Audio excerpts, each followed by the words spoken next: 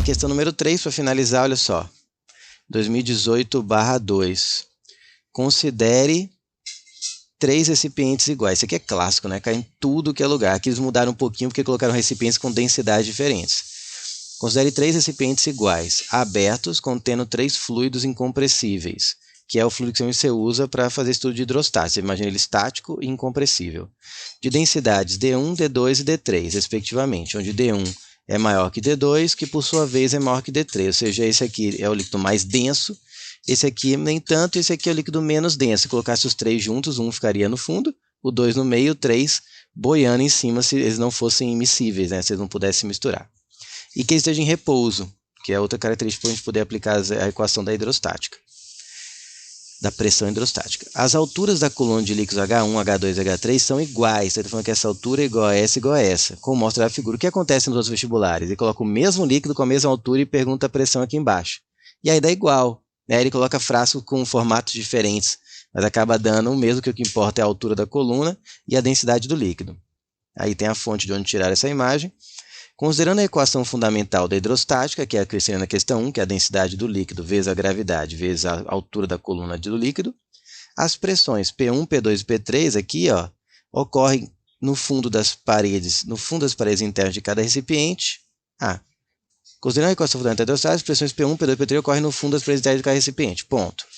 Analise o que ocorre nas pressões P1, P2 e P3 e assinale a alternativa correta. Vamos lá? Bom, vamos só analisar aqui uma coisa. A pressão P1, P2 e P3, chamada de P aqui, que é a hidrostática, é a densidade do líquido, vezes a gravidade, vezes a altura da coluna.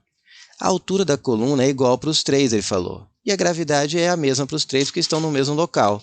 Ou seja, aquele que tiver a maior densidade vai ter a maior pressão. Portanto, eu sei que a pressão 1 vai ser a maior de todas, porque a densidade 1 é maior. Vai ser a do meio, vai ser a pressão 2, e por fim, a com menor pressão hidrostática vai ser o do líquido 3, porque tem a menor densidade. Vamos ver as alternativas. As pressões P1, P2 e P3 são iguais. Acabei de mostrar que são diferentes. Visto que os recipientes são iguais. Não, são diferentes porque as densidades são diferentes. As pressões P1, P2 e P3 são iguais. Está errado, pois as colunas de líquido são iguais, isso é verdade, e os recipientes contêm a mesma quantidade de líquido, é verdade, mas são diferentes porque os líquidos não são os mesmos, têm densidades diferentes. C. As pressões absolutas no fundo dos recipientes são iguais. Não, porque a pressão absoluta é a pressão hidrostática mais a pressão atmosférica.